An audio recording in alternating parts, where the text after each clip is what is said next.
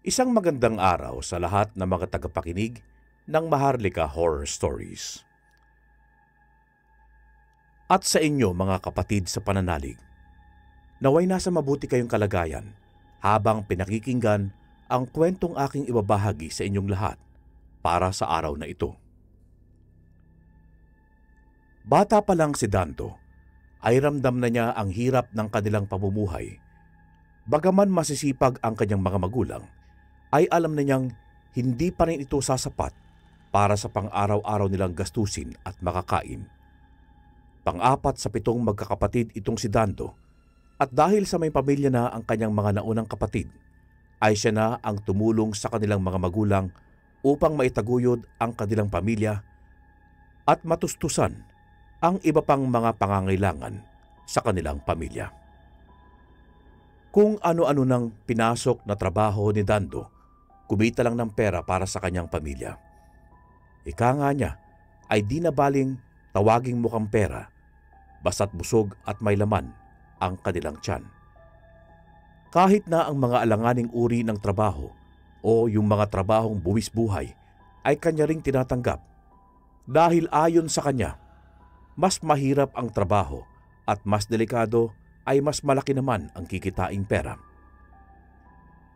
Isang dapit hapon, nang may hindi inaasahang bisita ang dumating sa bahay nila Dando, at ito ay ang kaibigan niyang si Erning. Tata Simo! Magandang hapon po!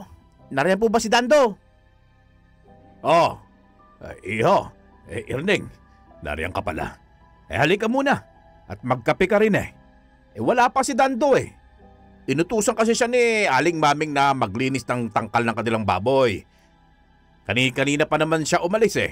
Hintayin mo na at baka papauwi na rin yon, iho. Hindi pa nakakapasok ng bahay si Erning, ay siya naman ang pagdating ni Dando. Uy! Mabuti na lang dumating ka, pare!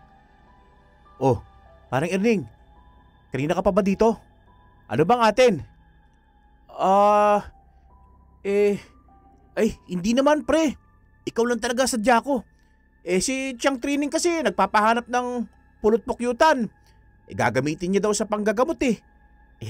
Malaki naman yung ibabayad kaya paniguradong kikita ka doon, pre. At may extra pa. Depende sa dami ng ating madadala. Tila may kung anong nagpanting sa tenga ni Dando nang marinig sa kaibigan na kikita siya ng malaking pera. Dali-dali namang tinanggap ni Dando ang utos na yon kahit na malapit nang magdilim. Pumasok siya sa loob ng bahay upang kumuha ng ilang gamit na kanyang gagamitin bago umalis patungo sa gubat kung saan makakahanap ng pulot pukyutan. Kasakasama ni Dando ang kaibigang si Erning nung mga oras na yon nang may natanawan silang bahay ng bubuyog hindi kalayuan sa kanilang tinatahak na daan. Dali-dali silang lumapit sa ilalim ng puno kung nasaan ang pukyutang kanilang nakita. Inihanda ni Erning at ni Dando ang kanilang mga kakailanganing gamit tulad ng antipara sa mata at sulo na gagamiting pampausok upang may taboy ang mga bubuyog na doon naninirahan. Mabuti na lang. Malamlam lang ang dilim ng kapaligiran. Kaya kahit papaano, maliwanag mong makikita ang bahay ng mga bubuyog. Tama ka dyan, Erning. Nang nakapalig sa atin ang kalikasan sa ngayon. Nakangiti niyang turan sa kaibigan. Dahil sa may kataasan ang puno kung saan naroroon ang pulot pukyutan, ay gumamit ng lubid si Dando upang hindi ito mahulog. Mahigpit naman ang hawak ni Erning sa kabilang dulo nito upang maalalayan si Dando kung sakaling maalanganin siya. Habang paakyat si Dando ay nagtataka siya dahil may kung anong pakiramdam ang bumabalot sa kanya.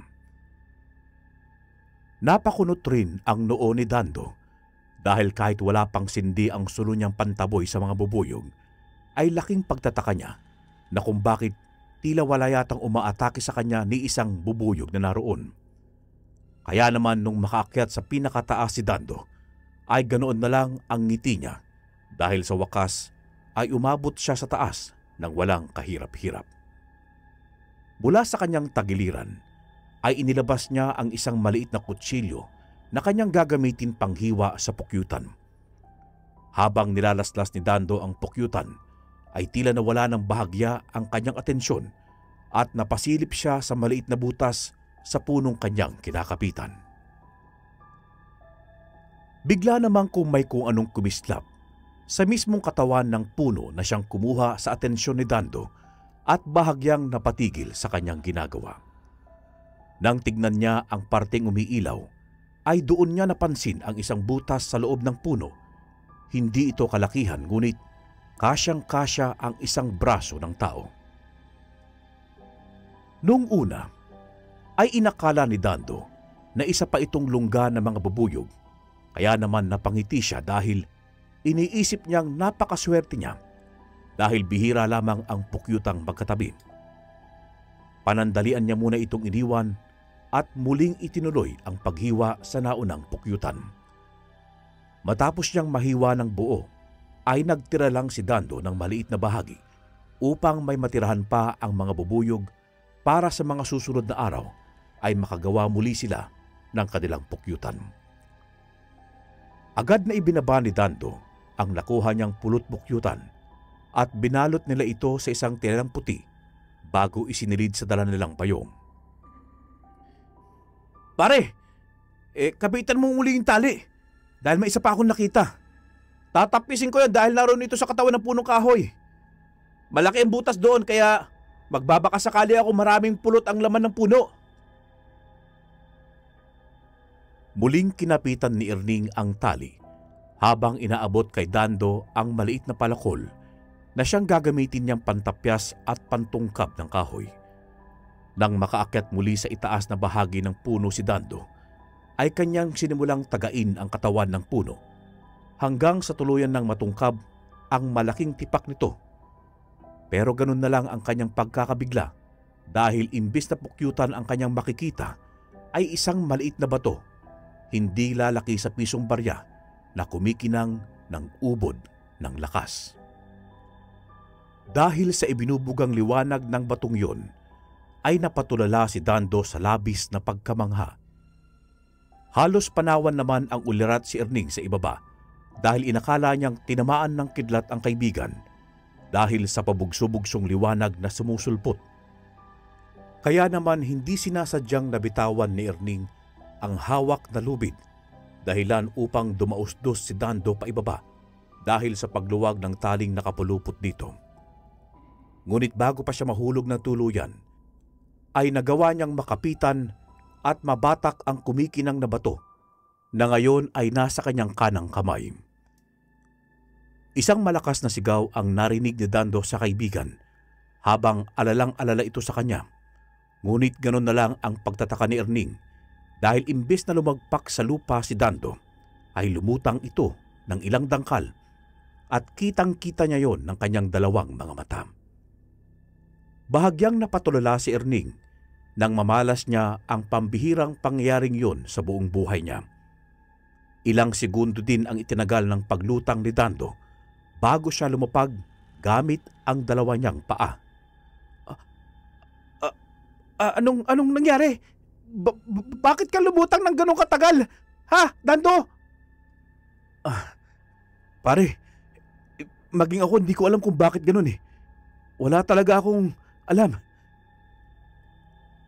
Habang nag-uusap ang dalawang magkaibigan, ay bigla silang napatigil nang makita nilang may kung anong umiilaw sa kanang kamay ni Dando. Agad silang napatakip ng mata nang sumabog ang napakaputing liwanag sa buong kapaligiran matapos ibuklat ni Dando ang kanyang kamay. Ilang saglit lamang ang lumipas ay kusang lumamlam ang liwanag na ibinubuga ng batong hawak ni Dando hanggang sa tuluyan nang nawala ang liwanag nitong taglay. Maraming gustong itanong si Erning kay Dando, subalit sa lahat ng itinatanong niya rito ay hindi mabigyan ng kasagutan ng kaibigan dahil wala talaga silang alam sa kung ano ang nangyayari at mga nagaganap sa kanya.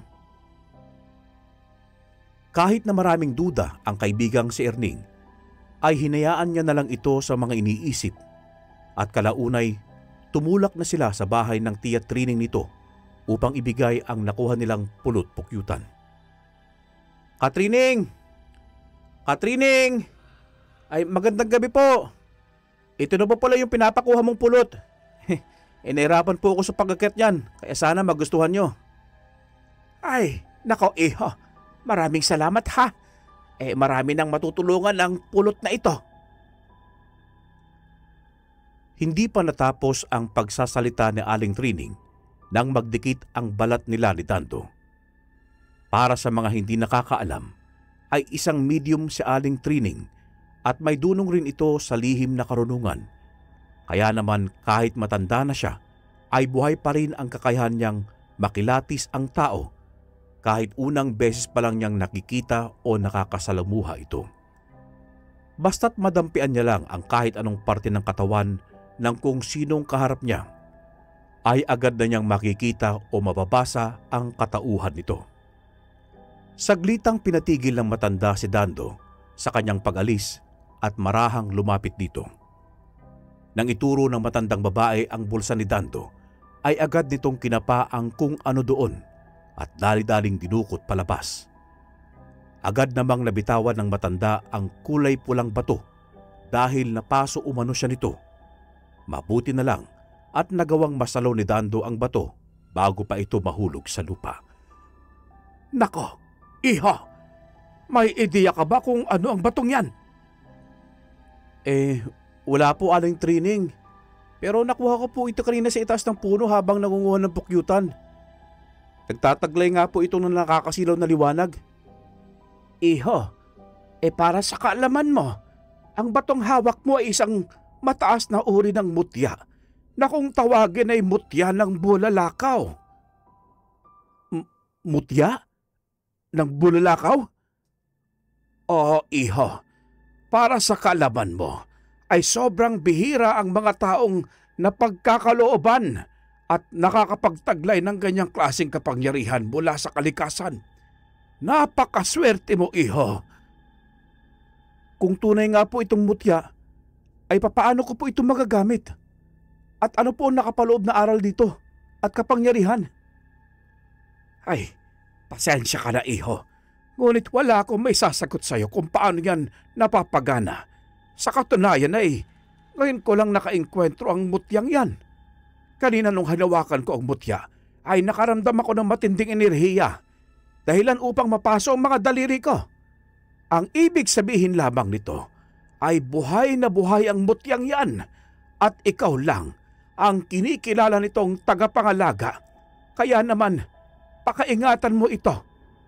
Sa mga susunod na araw ay makikilala mo ang gabay mo na siyang magtuturo sa iyo ng mga bagat na dapat mong matutunan.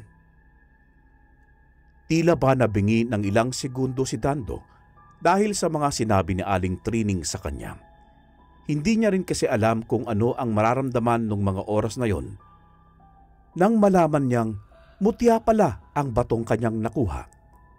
Muli ay nagpasalamat si Dando sa kaibigan nitong si Erning bago tinahak ang daan pauwi sa kanilang bahay. Habang naglalakad si Dando, ay talaga namang walang paglagyan ang saya na kanyang nararamdaman dahil sa pagtataglay ng isang pambihirang mutya ng bulalakaw. Kaya naman noong makarating na siya sa bahay, ay dali-dali niya itong ipinakita sa kanyang mga magulang at mga nakababatang kapatid. Ganon na lang ang pagtataka ni Dando dahil kahit hawak na niya ang mutya at ipinagduduldulan sa harapan ng kanyang mga magulang at kapatid, ay tila ba hindi nila yon nakikita. Sa halip ay nakagalitan pa sila ng mga ito dahil inakalang nahihibang na siya o di kaya ay nagbibiro ng wala sa lugar. Nang gabing yon, ay itinago ni Dando ang mutya ng bulalakaw sa kanyang bulsa bago siya matulog. Nasa kasarapan na ang pagtulog ni Dando nang bigla siyang magising. Sa pagmulat ng kanyang mga mata ay ganon na lang ang kanyang pagkamangha nang makita ang isang napakagandang lugar na hindi siya pamilyar. Mapuno ang lugar na yon at may sari-saring mga hayop na nandun lamang niya nakita sa buong buhay niya. Tumayo si Dando mula sa pagkakaupo at mabagal itong naglakad-lakad sa paligid. Dahil sa ganda ng lugar, ay halos hindi na niya namalayang malayo na pala siya sa kanyang lugar kung saan siya nagising. Kaya naman sinubukan niya itong balikan. Pero sa kanyang pagtalikod ay may isang nilalang na biglang lumitaw sa kanyang harapan. Isa itong babae na nagliliwanag ang buong katawan at talaga namang nakakasilaw. Nagpakilala ang babaeng yon bilang si Gaena at matatas na sinabing isa siyang maharlikang diwata sa mundo ng mga engkantong puti.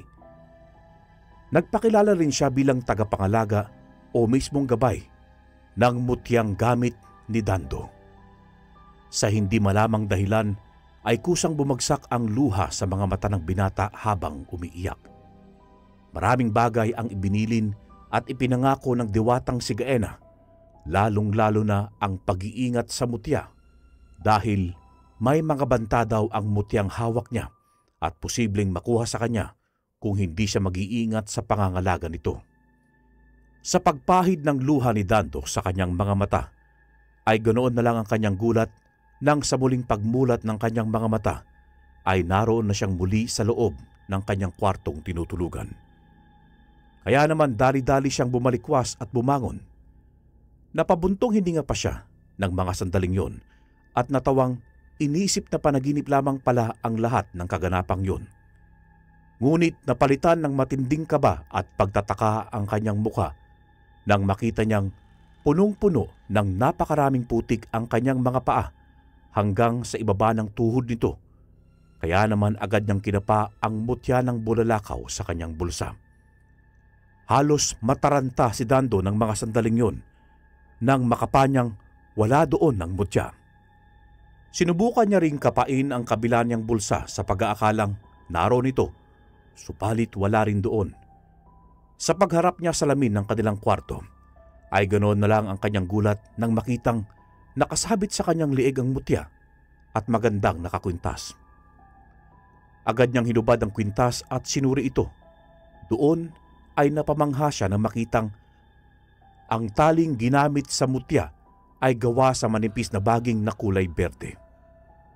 Wala siyang ideya kung sino ang posibleng may gawa noon, ngunit ipinagpasalamat na lang niya ito na hindi nawala.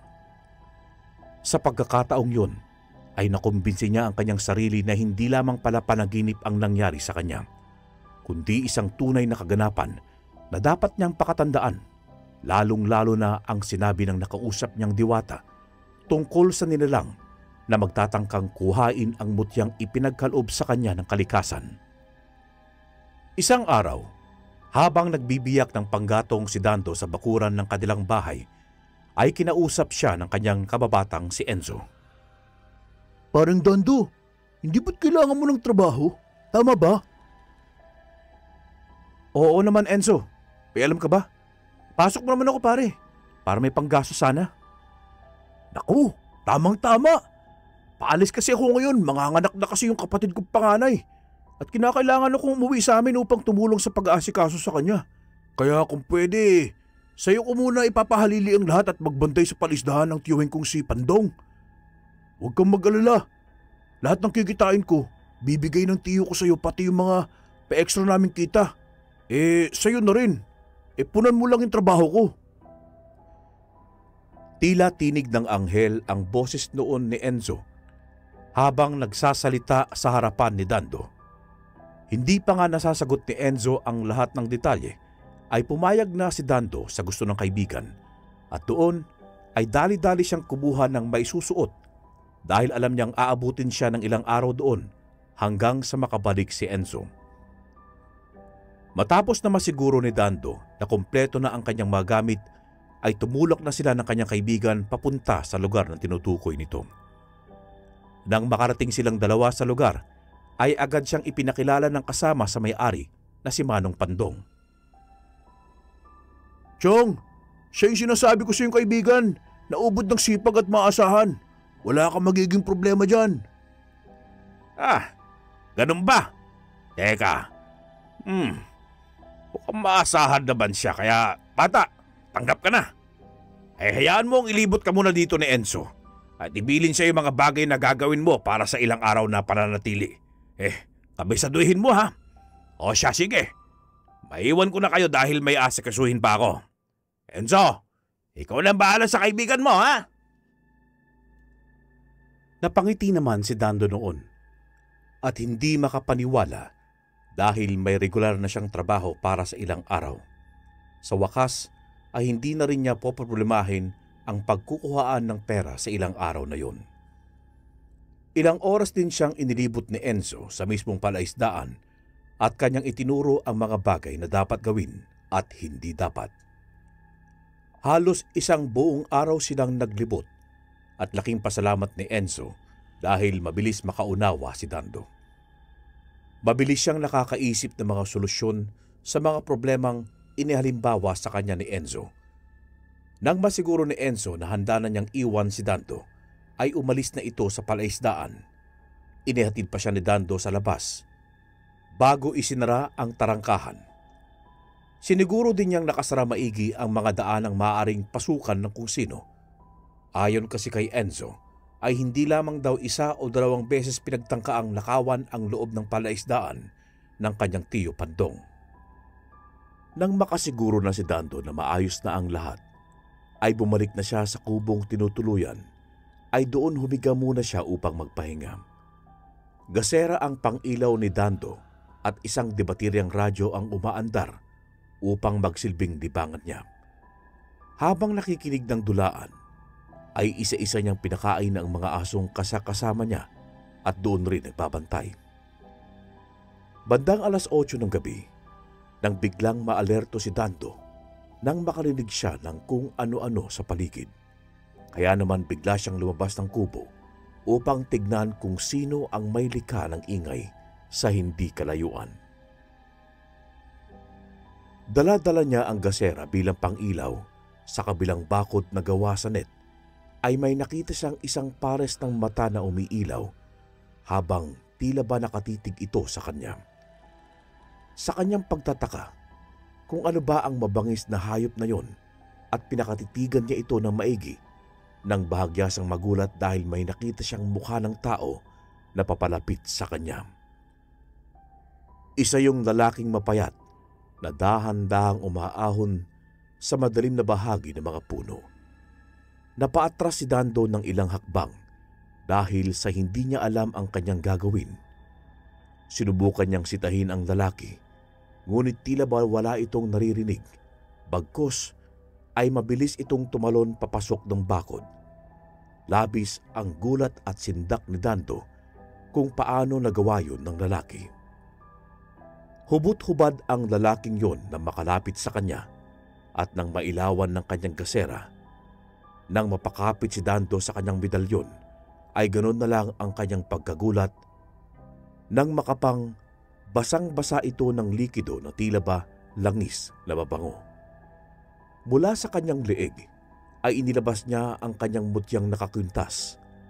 Ganoon na lang ang takot at sindak nung lalaking hubot-hubad nang makita niya yon. Tila ba ito isang pusang takot na takot habang nakaangil ito kay Dando. Maya-maya ay ganun na lang ang pagkabigla ni Dando nang makita niyang unti-unting nagbabago ang katauhan at itsura ng lalaki. Tinubuan ito ng makapal na balahibong kulay itim at halos naging sa aso ang wangis nito. Dali-dali nitong sinugod si Dando gamit ang matatalas nitong kuko. Malapit nang tumama ang kamay ng nilalang kay Dando nang biglang nagsabog ng isang nakakasilaw na kulay pulang liwanag ang mutyang suot-suot niya, dahilan upang mapahinto nito ang aswang at mapatakip ito sa kanyang mukha. Malinaw na sa akin ngayon ang lahat. Ito palang tinutukoy ng diwata sa aking panaginip. Mga nilalang nasusubok na kuhain ang tangan kong mutya. O siya, sige! Halika dito! Kuhain mo to sa aking leeg, aswang! Ilang sandali lamang matapos niyang masabi yon sa nilalang, ay dali-dali itong umatake sa kanya. Subalit bago pa makatama ng isa ang aswang kay Dando, ay dali-dali nitong inihampas sa aswang ang hawak na gasera, dahilan upang yon ay mabasag. Agad na lumiyab ang katawan ng aswang dahil sa mabilis na pag-agos ng gaas sa mga balahibo nitong kinapitan ng apoy. Naghihiyaw sa sakit ang aswang habang sigaw ito ng sigaw dahil sa unti-unting nalalapnos ng katawan. Kahit na ganoon ang sitwasyon ng aswang, ay nagawa pa rin itong makatalon pabalik sa bakod at kalaunay makatakas kay Dando. Mabuti na lang at ganoon ang naging sitwasyon niya dahil sa totoo lang ay hindi din sigurado si Dando kung matatalo niya ba ang nilalang kung sakaling naglaban sila. Wala rin kasi siyang alam sa pakikipaglaban noong mga panahong yun. Wala rin kasi siyang alam sa kahit na anong usal o orasyon noong mga panahong yun. Kaya naman, laking pasasalamat niya noong mapaatras niya ang aswang na yon. Dahil sa sobrang takot at kilabot na kanyang nadanas, ay hindi na rin siya nakatulog nung gabing yun hanggang sa pagputok ng liwanag ng araw. Nang mga sumunod na araw, ay tila nabuhay ang interes ni Dando upang matuto ng lihim na karunungan. Matapos niyang magsilbi sa tiyo ni Enzo, ay humanap ng magiging maestro si Dando na hangarin niyang matuturuan siya ng maayos at doon ay nakilala niya si Kapudong na isang magaling na antingerong naglalakbay sa iba't ibang mga probinsya sa buong bansa. Ilang buwan lamang ginabayan ng Ginoo si Dando sa pag-aaral at pagsasaliksik ng kaalaman. Nang makita ng maestro ni Dando na maayos na siya, ay hindi na siya kailangan nito, ay muli na naman siyang naglakbay patungo sa kung saan. Mukhang wala na akong may tuturo sa iyo. Magaling kang mag-aaral. Naway gabayan ka ng buong may kapal sa landas na tatahakin mo.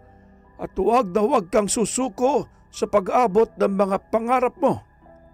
Pakaingatan mo ang iyong gamit at huwag na huwag mong hahayaang makuha o mapasakamayan ng ibang tao. Isa pa'y, huwag na huwag mo yang gagamitin sa mga tiwaling gawa o sa mga makasalanang bagay. Hayaan mong gabayan ka ng iyong diwatang kasangga. Opo, maestro. Makakaasa kayong susundin ko ang lahat ng inyong mga binilin at sinabi sa akin. Mag-iingat po kayo sa inyong paglalakbay at gabayan din po kayo ng may kapal. Hanggang sa muli po, maestro. Salamat po. Turan nito habang hindi mapigilang lumuha habang nakikitang papalayo na ang matandang nagturo sa kanya ng halos 8 buwan. Sa pagtataglay ng bagong kapangyarihan at lakas espiritual, ay lalong pinaglinang ni Dando ang kanyang mga karunungan hanggang sa tuluyan na siyang naging isang antingero at manggagamot sa kanilang lugar. Ilang buwan ang lumipas habang nag-aasikaso si Dando at ibang kapatid ng kanilang pananghalian, ay dumating ang bayaw niyang si Obet sa bahay nila, kasama ang ilang hindi nila kilalang lalaki. Kaya naman sinalubong nila siya at kinamusta. Iniabot ni Obet ang isang malaking supot na inihaw na karne na siyang ikinatuwa nilang lahat. May dala rin silang inuming alak upang ayaing mag-inom si Dando at tatay nila doon sa malawak na bakuran nila. Matapos nilang kumain ng pananghalian, ay ipiniwesto ni Dando ang lamesang pag-iinuman nila habang ang tatay nila ay inihanda ang mga uling para sa mga iihawin. Habang nagiinuman sila, ay ipinakilala ni Obet sa kanilang naroon ang kanyang dalawang kasama bilang si Pedoy at Junior na pawang mga bayaw niya daw. Nang dumating ang alas 7 ng gabi, ay unti-unti nang lumalim ang masayang kwentuhan nila. Oh, Kuya Obet, wag mo sanang mamasamain ang aking pagtatanong sa iyo ha. Bakit parang problemado ka? Baka naman pwede mo ibahagi yan para naman may mapulutan tayong kwento. Saad niya sa malambing na pananalita. Odo, problemado nga ako. Pero hindi naman ito ganun kalala. Siya nga pala, ang tunay na problema rito ay yung dalawang bayaw ko. Itong si Junior at Pedoy. Galing sila sa ibang bansa at dumating lang sila dito nitong mga nakarang buwan. Gamit ang pera na ipon nila sa ibang bansa. At ipinatayo nila ng negosyo ang nakuhang pera. Baboyan ang napili nilang negosyo at sa tingin ko naman ay magandang negosyo dahil walang baboyan doon sa lugar namin. Ano ba ang matutulong ko sa inyo, Kuya Obet? Kaso, Nitong mga nagdaang linggo misteryosong nangamatay ang mga alaga nilang baboy. Labis naming ipinagtataka kung paanong nangyari. Sa katunayan kumuha pa nga kami ng mga aso upang magbantay. Pero walang nagbago ganun pa rin. Hanggang sa may napabalitang aswang na gumagala sa lugar namin at nananalasa sa mga kalapit naming manukan. Oo, totoo yan. Wala man lang kaming solidong ebidensya na aswang ang nanganalasa sa baboyan namin Grabe namang pinsalang inabot ng kabilang manukan. Kasi ayon sa caretaker nila doon ay ilang dosenang manok na daw yung nagkandamatay at parating nadadat ng wakwak ang mga tiyan at tuyong-tuyo mga katawan dahil sa pagkaubos ng dugo. Sa katunayan nga daw buntik pa madama yung katiwalang nagkukwento sa kanila nung sinubukan daw nitong silipin ng kung anong ingay niya narinig sa isa sa mga kudal. Ayon sa mga katiwala, ganun dalaw din gulat niya ng mabungaran niya isang maitim at babalahibong nilalang na wari niya ay aso. Ay tila sarap na sarap daw ito sa kanyang ginagawang paglantak sa mga kawawang manok Nang subukan daw niya si Tay ng katiwala, bagya ito kuminto sa kanya at ginawa bago siya sinalakay. Agad daw sinakmal ng malaking asong braso ng lalaki at sabay iwinasiwas ito ng ilang ulit.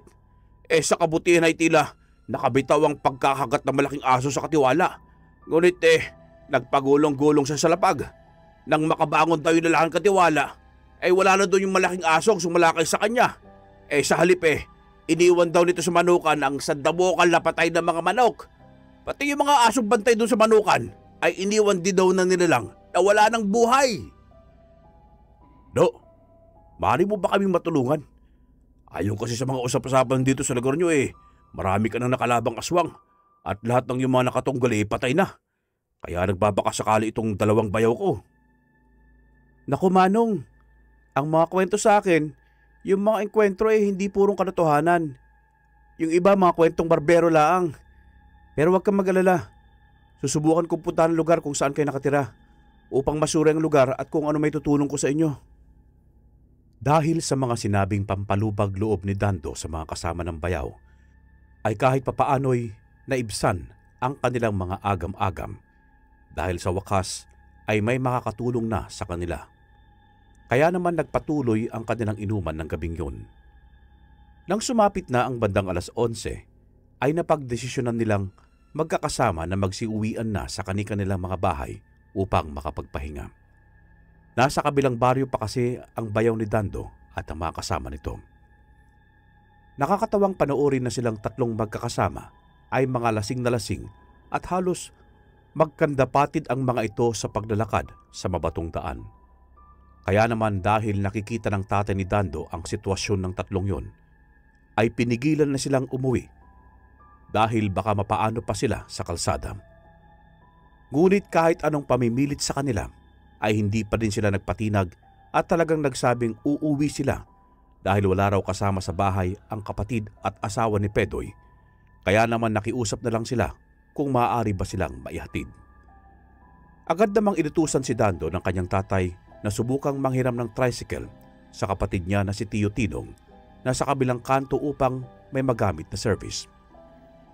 Kahit na bata pa ay marunong na magmaneho ng tricycle si Dando, kaya naman wala na silang sinayang na oras at kanilang isinakay ang tatlong lasing. Habang nasa biyahe sila, ay tinahak nila ang napakadilim na kalsadang malubak sa bungad ngunit maayos sa bandang gitna. Dahil sa hindi pamilyar si Dando sa dinaraan ng lugar, ay inutusan siyang dumaan sa shortcut ng bayaw niyang si Obet para daw mabilis ang kanilang biyahe. Nang dumaan daw si Dando sa shortcut na yon, ay literal na magubat ang lugar dahil hindi nakakalusot ang sinag ng buwan na ubod ng liwanag noong gabing yun. Lahat doon sa daan ay masukal, kaya labis silang nag-iingat, lalo na't maraming daan na paahon at palusong. Ngunit kahit na madilim ang daan, ay hindi ito naging sagabal kay Dando dahil pinakasuyuan niya ang kanyang gabay na ituro ang tamang daan patungo sa bahay ng bayaw niyang si Obet.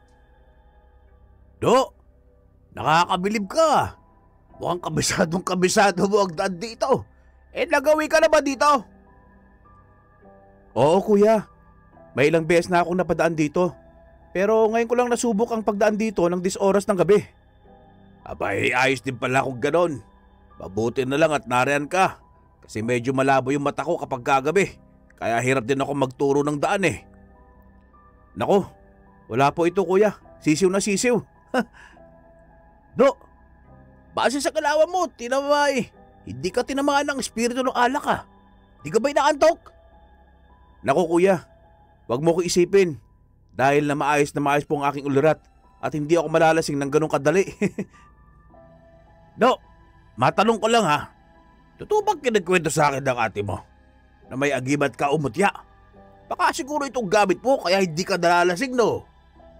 Kuya, alam mo namang walang agimat o kahit anong gamit ang kontra sa alak eh. Sa katunayan yan eh, baka mataas lamang ang bodega ng isang tao. Tulad ko, kaya naman hindi mabilis tamaan ng alak. Sabi kasi ng maestro ko Kuya Obet, yung mga gamit na yun hindi para sa mga makamundong gawain, kundi kasangkapan ito na pinadadaluyan ng awa mula sa Diyos Ama na siyang ginagamit ang tao upang maproteksyonan ang taong nagtatangan ng pisikal at espiritual na lakas upang hindi mapahamak. Sasagot pa sana si Obet nang mapansin niyang dumating na pala sila sa lugar ng mga ito. Kaya naman, nauna nang bumaba si Pedoy dahil sa bungad lamang ang bahay nito. Maya-maya ay agad rin naman silang sinalubong ng kapatid ni Dando at asawa ni Obet na si Rita kasama ang mga anak nilang 2 naghihintay pala sa kanila. Matapos maibaba si Bobet, ay isinunod na namin si Junior na talagang lasing na, halos hindi na makapagsalita. Kaya naman inalalayan pa ito ni Dando. Bago siya umalis, ay tinanong muna ni Dando sa bayaw kung nasaan ang sinasabi nilang pabuyan upang masuri sana. Ngunit dahil sa sobrang takot nitong puntahan ang lugar, ay ipinagpipilitan nitong sa umaga na lang puntahan. Mabuti na lang ay may mga kamag-anakan silang naroon upang ituro at asikasuhin si Dando sa pagpunta doon. Malugod silang sinamahan ng isang tiyahin ni Obed hanggang doon sa kudal na nagsisilbing harang sa babuyan. Sa paligid noon ay matyagang naghanap ng mga baka si Dando na makakapagturo sa aswang na gumagambala sa kanila. Matapos nilang magsuri sa labas, ay papasok pa lang sila nang makaramdam ng kakaibang kilabot yung babaeng nagatid kay Dando sa babuyan. Kaya naman, inusalan niya ito ng isang orasyon bago pinaalis sa lugar. O Domini Protegeum. Biglang may kung anong liwanag na tila umibabaw sa ulo ng babae bago umalis doon. Ilang saglit lang matapos makaalis ng babae doon, ay may nakita si Dando na tila hindi tama sa loob ng babuyan. Kaya naman, nung mapasapos siya sa kanyang dibdib, ay nakapa niya ang kanyang damit na basa dahil sa pagluha ng kanyang mutya na umiilaw ng malamdam. Indikasyon na may kung anong masamang nilalang ang naroon. Damihi Domini Losim Tuam. Matapos itong sabihin ni Dando, ay may kung anong ilaw na sumulpot mula sa mutya niya na bumukal ng napakaliwanag. Dahil sa malawak at napakalaki ng baboyan na yon, ay matyaga itong inikot ni Dando na tinitignan pa ang bawat sulok na kanyang dadaanan. Habang naglalakad siya, ay isa-isa na niyang kinakarga ang kanyang mga orasyong pandigma bilang paghahanda sa hindi siguradong laban na kanyang susuungin. Lilipat na sana siya sa kabilang bahagi nang biglang may umatake sa tagiliran ni Dando ng ubod ng lakas. Dahil sa lakas ng pag-atake, ay tumalsik siya ng ilang metro at tumilapon papalabas bago magpagulong-gulong. Mula sa mausok na bahagi, ay tumayo si Dando ng tila walang nangyari. Mabuti na lang at naikarga niya ang espiritual niyang panangga at poder na siyang sumalo ng pag-atake ng aswang. Kung nahuli lang siya ng pagkakarga, ay paniguradong iindahin niya ng sobra ang sakit ng ataking yon. Matapos makatayo ni Dando, ay isang umaatikabong atake na naman ang kanyang sinalo mula sa likuran. Sa lakas ng ataking yon, ay bumalda ang katawan niya sa isang malaking puno. Aba, akalain mong Hindi lang pala iisang aswang na sumasalakay dito, kundi dalawa. Di na bale. Pagsasabayin ko na lang ang pagkitil sa buhay nyo, mga tampalasan! Habang papatayo si Dando ng mga oras na yon, ay kitang-kita niya ang napakatindi ng arang itim na lumalabas sa dalawang nilalang na alam niyang mataas ng uri ng mga aswang. Maharlika kung tawagin. Bukod sa nakakapangilabot na aura, ay napakabagsik din ang amoy na lumalabas sa mga ito na talaga namang nakakasulasok kung iyong maamoy. Kaya naman, muling tumalon pa atras si Dando habang nakahanda ang dalawang kamaong kinargahan niya ng mga orasyon, mapamuksa at mga banal na salitang kontra aswang. Sa isang kisap mata ay nagsalpukan ang pagitan ng dalawang aswang kontra kay Dando. Masyadong mabilis ang mga naging palitan nila ng atake. Kaliwat kanang suntok at sipa ang pinakawalan ng magkabilang panig.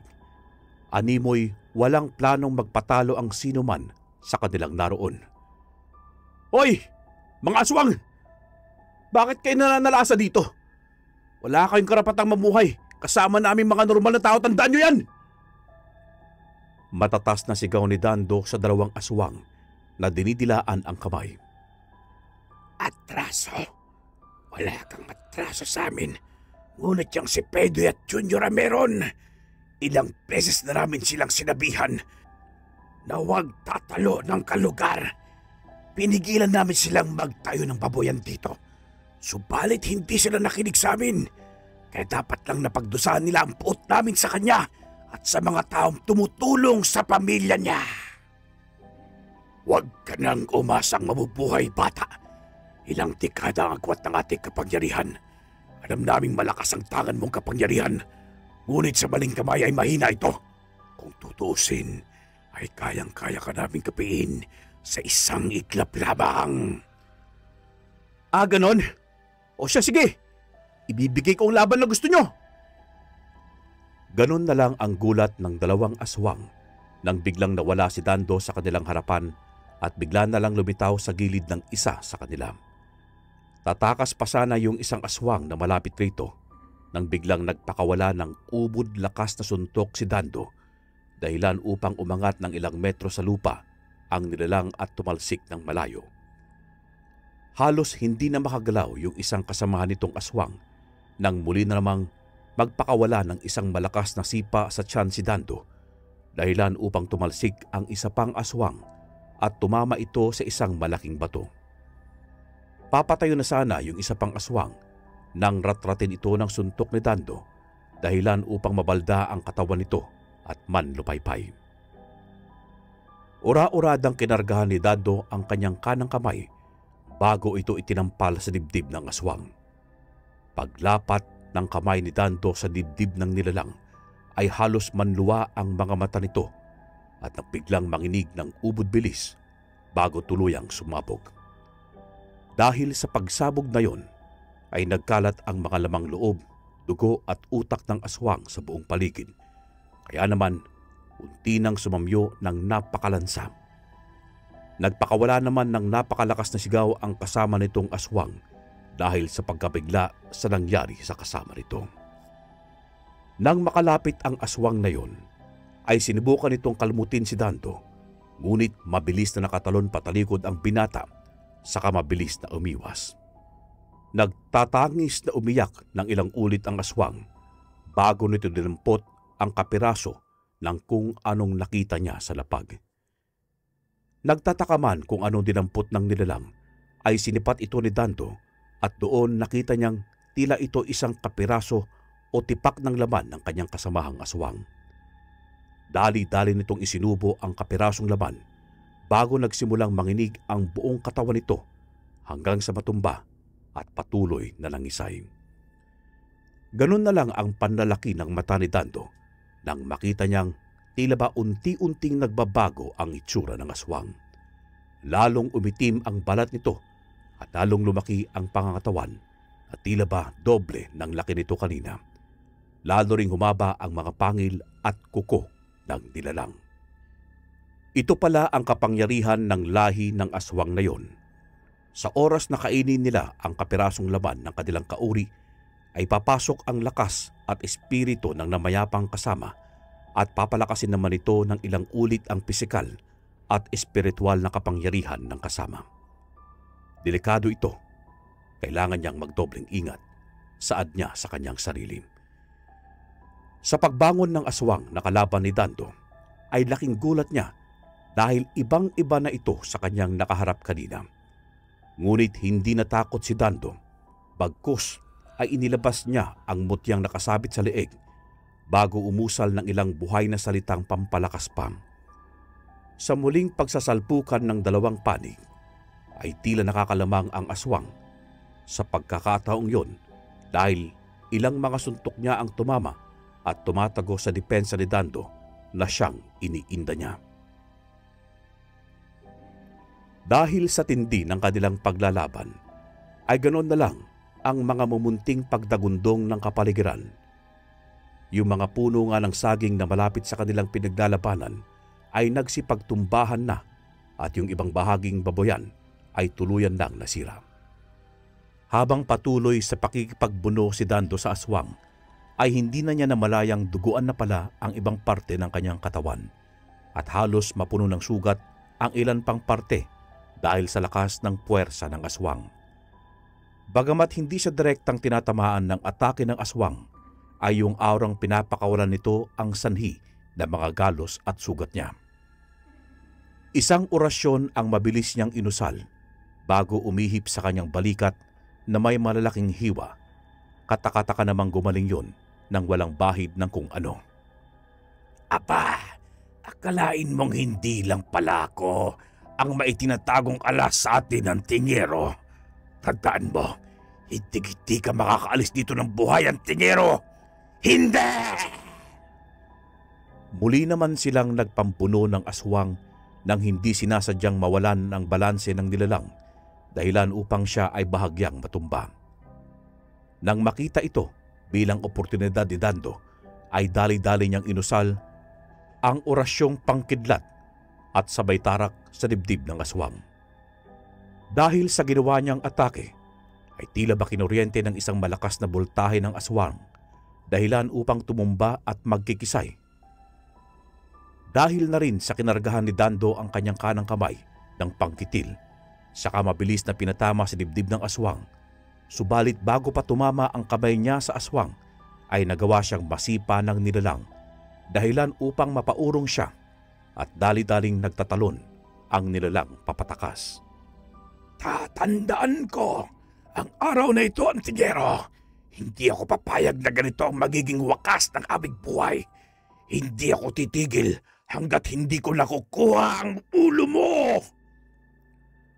Matatas nitong sigaw bago mabilis na iniwan ang baboyan kung nasaan si Dando.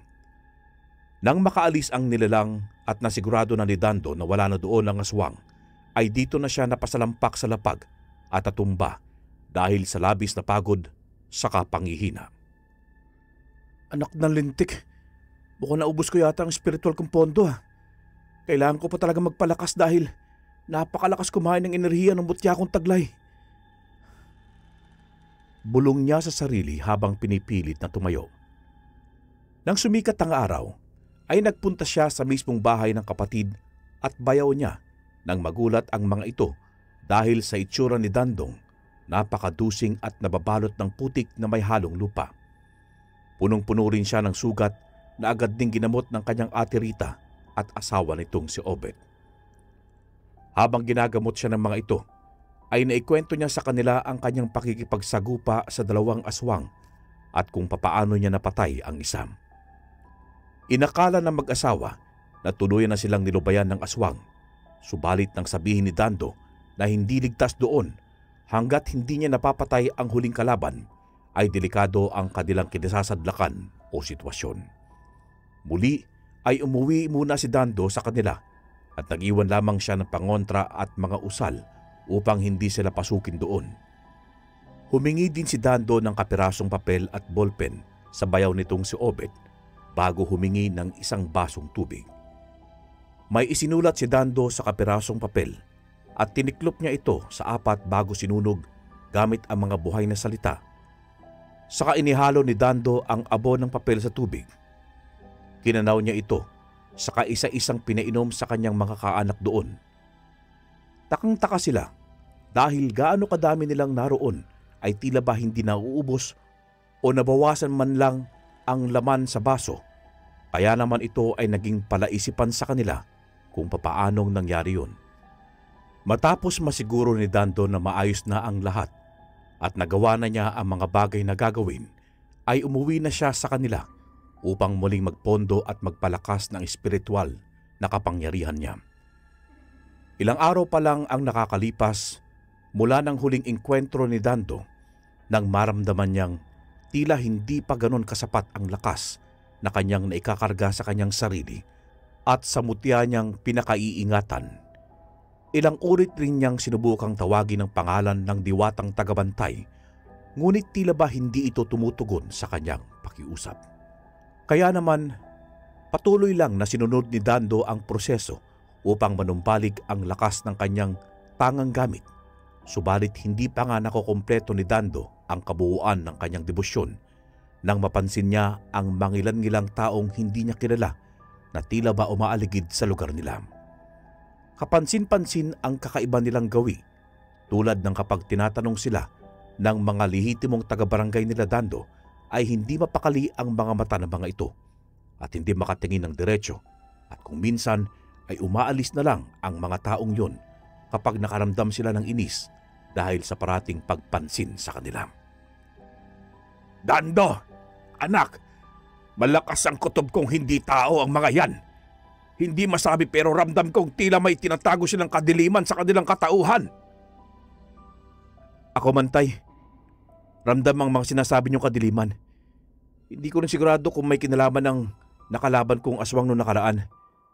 Ipinangako kasi nito sa kanyang sarili na hindi ako patatahimikin hanggat hindi daw ako napapatay nito. Anak, pasensya ka na. Bagamat wala akong alam sa lihim na karunungan, ay hindi naman ako papayag na makanti ka niya nang hindi dumadaan sa akin.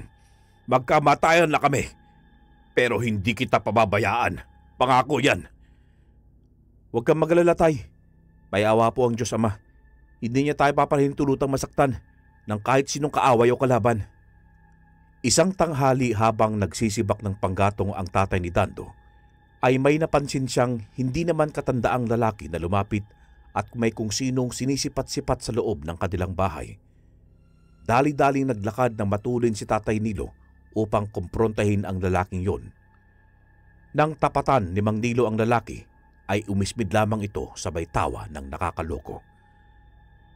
Abang, magandang araw. Ang mahal naming pinuno ay may nais ipabatid sa anak mo.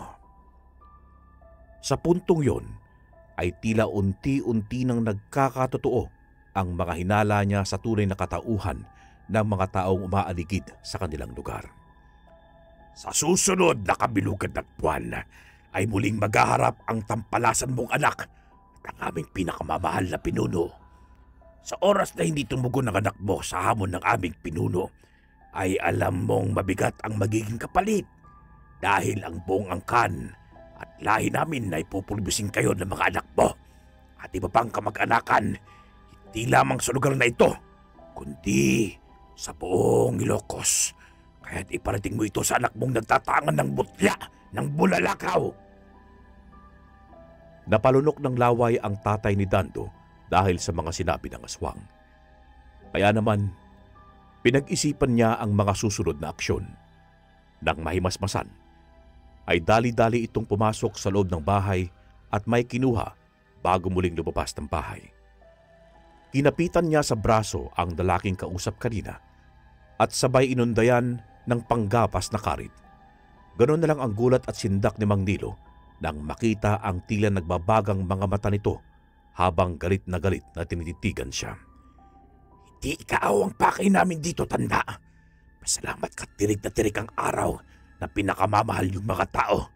Ngunit kung nagkataong papahapon na o magdidilim, ay hindi kita papatawarin sa ginagawa mo sa akin. Gigil nitong saad sa tatay ni Dando na takot sa nakita na itsura ng aswang. Itinulak ng aswang si Mang Nilo bago ito naglakad ng ubod ng tulin hanggang sa mawala ito sa kanyang paningin. Sa pagbangon niya ay dali-dali niyang ipinatawag si Dando sa koprahan. Ibinili ni Mang Nilo sa anak na umuwi ito dahil may importante siyang sasabihin. Bandang dapit hapon na nang makarating si Dando sa kanilang bahay. Humahangos ito at alalang-alala matapos maikwento ng kanyang kapatid ang kaganapan kanina na nasaksihan niya mula sa bintana. Dito na sinabi ni Mang Nilo sa anak ang pakay ng aswang kay Dando at ang paghaharap nila sa mga susunod na araw. Tay, paano po kaya yan? Hindi ko sigurado kung kakayanin ko ang aswang na nakaharap ko nung huli. Alam kong nasa alanganin akong sitwasyon dahil hindi ko pa nabubuo ang aking pondong lakas. Paano pa yan, anak? Baka ka mapangibabawan ng aswang at matalo sa laban. Pinili na lang na tumango ni Dando ng mga oras na yon at hindi na sumagot pa dahil ramdam niya ang kaba at malakas na pagkabog ng kanyang dibdib. Habang nakatulala si Dando at dali-dali siyang niyakap ng kanyang tatay Nilo mula sa likod. Huwag kang mag-alala, tay. May awa ang Diyos para sa mga tulad natin. Alam kong hindi niya tayo pababayaan.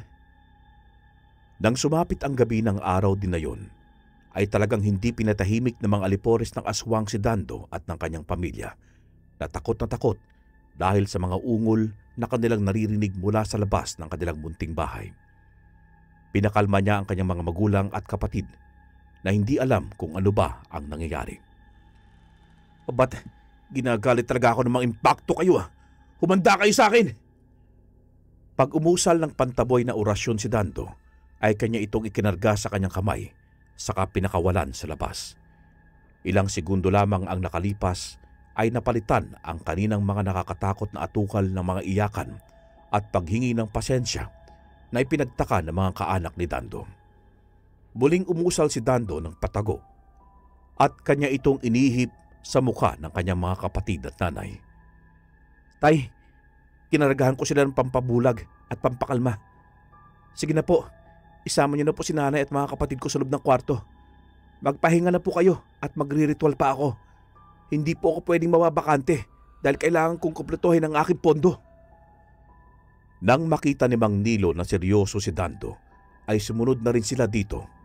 Samot-saring pamproteksyon ang ikinarga ni Dando sa kanilang tahanan sa tuwing umaalis siya upang tumanggap ng trabaho upang walang sino mang makapasok na masamang nilalang sa kanilang pamamahay.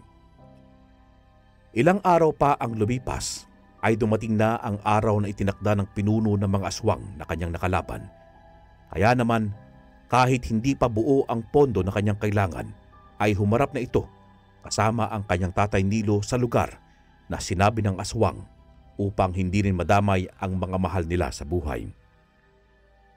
Bagamat walang anumang gamit o tangan si Mang Nilo, ay sumama siya kay Dando upang ipakita sa aswang na hindi siya natatakot sa mga ito at handa niyang samahan ang anak sa labang magaganap.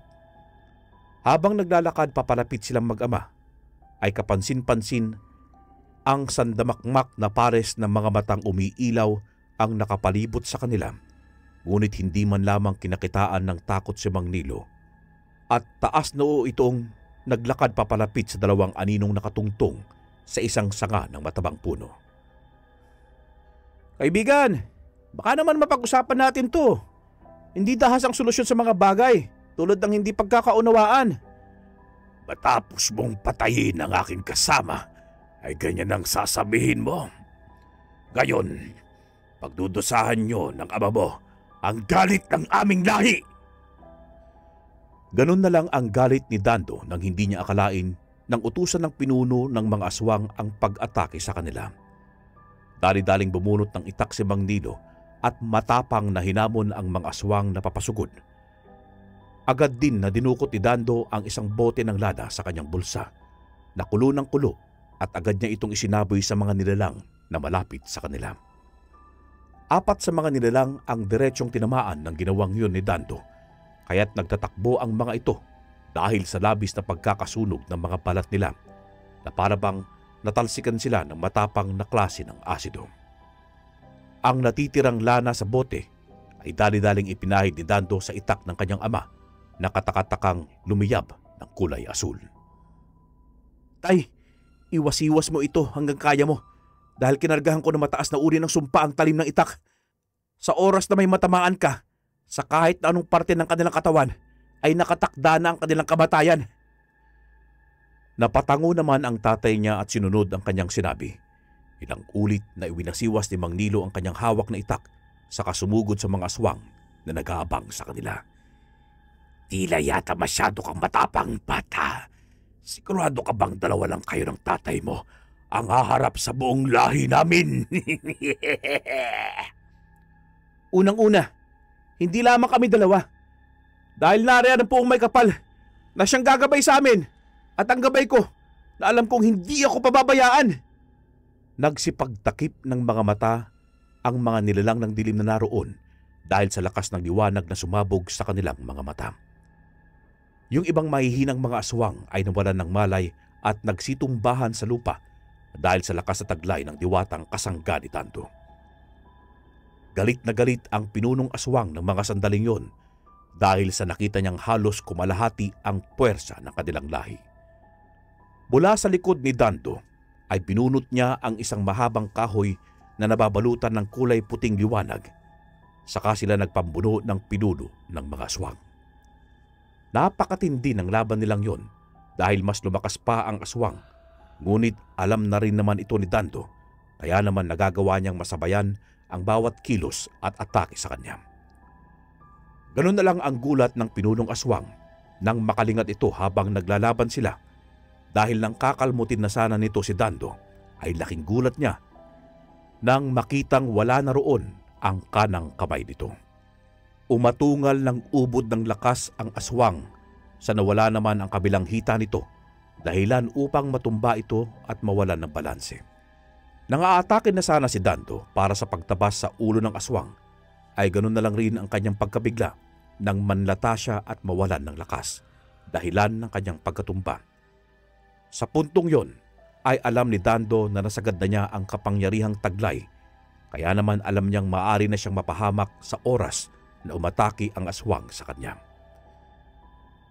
Sinipat-sipat niya din malapit sa kanya ang kanyang kasanggang diwata. Naroon pa naman ito at sinusubukang labanan ang ilang aswang na nagtatangkang lumapit sa kanya. Pagapang na lumapit ang aswang kay Dando upang itarak na ang matalas nitong kuko sa dibdib niya ng isang mabilis na pagtagpas ang gumulat sa kanya. Dahil sa gulat ay napapikit si Dando at dahan-dahang nagmulat ng mata. Sa pagmulat niya ay doon niya nakita ang sugatang ama.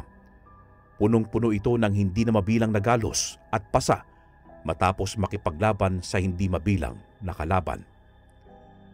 Dahan-dahang gumuhit ang ngiti sa mga labi kasabay ng pagpatak ng luha sa mga mata nito. Nang makita ng mga aswang na patay na ang kanilang pinuno, ay nagsipagtakbuhan ng mga ito, ngunit hindi papalayo, kundi papasugod sa kanila upang kumurot ng kapirasong laman nito at maisubo upang mapasakamay nila ang kapangyarihan at lakas ng kanilang namaalam na pinuno. Nang mapagtanto ni Dando ang pakay ng mga aswang na yun, ay dali-dali niyang hinubad ang kanyang suot na mutya at piniling tumayo upang iangat ito. Sumabog sa madilim na kapaligiran ang napakalakas na liwanag, dahilan upang masunog at maabo ang mga aswang na tinamaan ng sinag nito. Pati ang buong katawan ng pinuno nila ay natupok din ng maputing liwanag. Tumagal ito ng ilang segundo bago nawala ang liwanag nitong taglay. Sa pagbaba ng kamay ni Dando, ay ganon na lang ang kanyang pagkalungkot nang makita niya ang pagkaabo ng kanyang mutyang pinakaiingatan. Unti-unti itong nahulog sa lupa kasabay ng pagkawala ng kanyang diwatang gabay. Subalit bago mawala ang gabay nitong diwata, ay dali-dali itong lumapit sa kanya at kay Mang Nilo upang halikan sila sa noo. Sa pagpikit ng diwata ay siyang pagkawala nito sa kanilang harapan. Nang magpalinga-linga silang magtatay, ay ganon na lang ang kanilang gulat nang makita ang gulo at karumal-dumal na sinapit ng lugar. Ngunit walang bangkay ng mga aswang dahil natupok ang mga ito sa liwanag na pinakawalan ng mutya ni Dando. Sa pagsapo ni Dando sa kanyang mga pinsala, ay ganoon na lang ang kanyang pagtataka kung bakit nawala ang mga sugat niya, pati kay Mang Nilo. Muli silang napaluha ng maalalang ibinigay ng diwatang kasangga ni Dando ang huling lakas nito sa kanila upang mapagaling ang kanilang mga pinsalang natamo. Sa mga sumunod na araw, ay naging maayos at matiwasay muli ang kanilang pamumuhay, pati ang pamilya ng Ate Rita niya sa kabilang ibayo. Ayon rin sa kanila ay mula nang maubos ni Dando at Mang Nilo ang mga aswang sa bayan nila, ay hindi na sila muling ginambala ng kung sino man o anumang lahi ng aswang.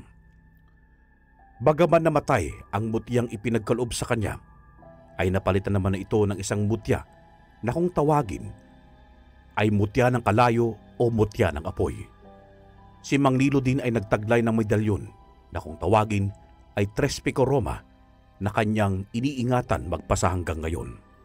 Nanggagamot na rin siya sa ngayon at tumutulong sa mga taong may problema pagdating sa espiritual.